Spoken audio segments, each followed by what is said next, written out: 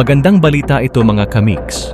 Ang gobyerno ng Australia ay nag-donate ng 34 million pesos na halaga ng mga drone at pagsasanay sa operator ng Philippine Coast Guard ngayong Martes. Samantala, ang higanteng telecommunication company ng Finland na Nokia ay nagpakita ng interes sa pag-ambag para sa pag-unlad ng industriya ng depensa ng Pilipinas.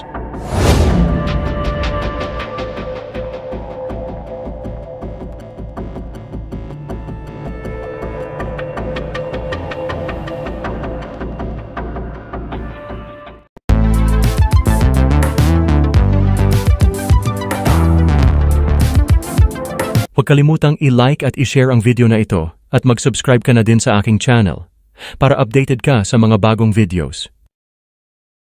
Ibinahagi ni Finnish Ambassador na si Saija Nurminen ang interes ng Nokia sa kanyang pagbisita noong April 2 sa kagawaran ng pambansang depensa.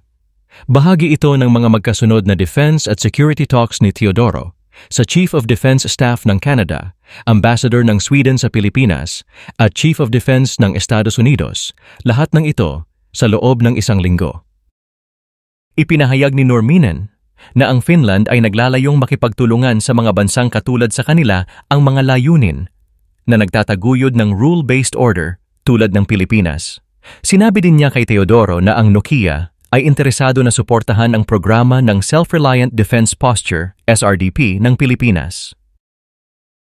Ang Self-Reliant Defense Posture Program ng Pilipinas ay nilikha sa pamamagitan ng batas na nilagdaan ni Pangulong Ferdinand Marcos Jr. noong Oktubre noong nakaraang taon. Nag-aalok ang batas ng mga tax breaks at financing na suportado ng gobyerno upang i-jumpstart ang domestic defense production. Nilalayon ng batas na ihiwalay ang Pilipinas sa mga weapon system ng mga dayuhan habang bumubuo ng mga kagamitan sa militar na angkop upang madepensahan ang bansa, lalo na sa gitna ng pagtaas ng tensyon sa West Philippine Sea.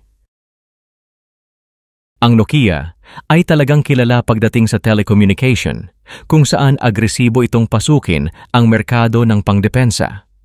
Noong nakaraang Mayo, nakumpleto ng kompaniyang ito ang Phoenix Group na nakabase sa US na nagdaragdag ng mga taktikal na sistema ng komunikasyon sa larangan ng digmaan sa portfolio nito. Sa panahon ng pagpupulong, sinabi ni Teodoro kay Nurminen ang interes ng Pilipinas na mapahusay ang kooperasyon sa depensa sa pagitan ng Finland, lalo na ang Philippines Comprehensive Archipelagic Defense Concept sa mga lugar na nauugnay sa pamamahala ng supply chain ng depensa.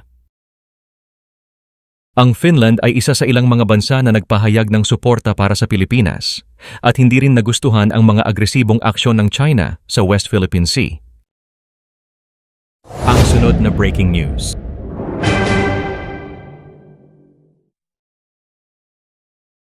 Ang Philippine Coast Guard ay nakatanggap ng 20 aerial drone galing sa gobyerno ng Australia sa pamamagitan ni Australian Ambassador to the Philippines na si Hai Kyong-yu sa isang seremonya sa Bataan.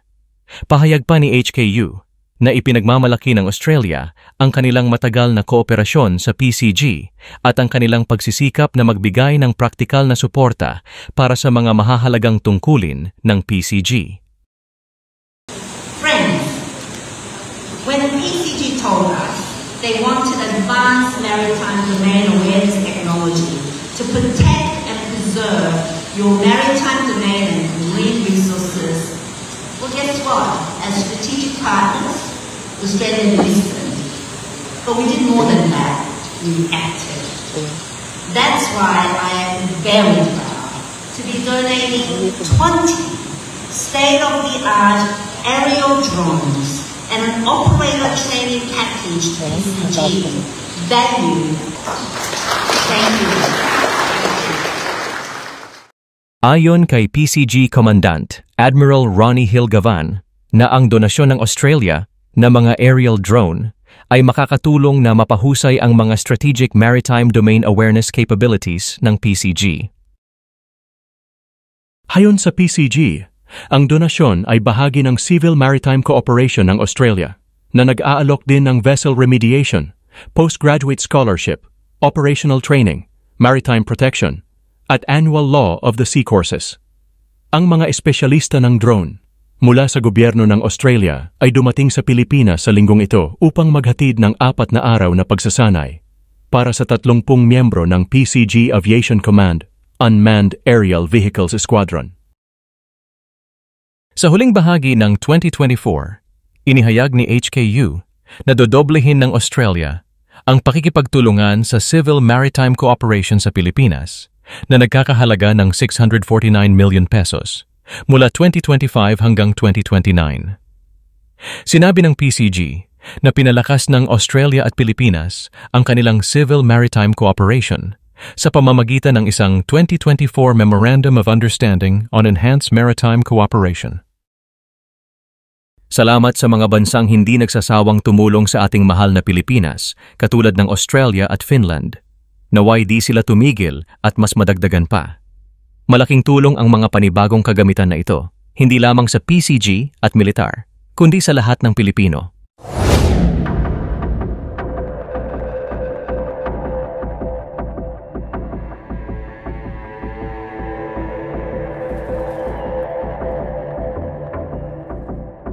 Ano ang masasabi nyo tungkol dito mga kamix? I-comment nyo na yan.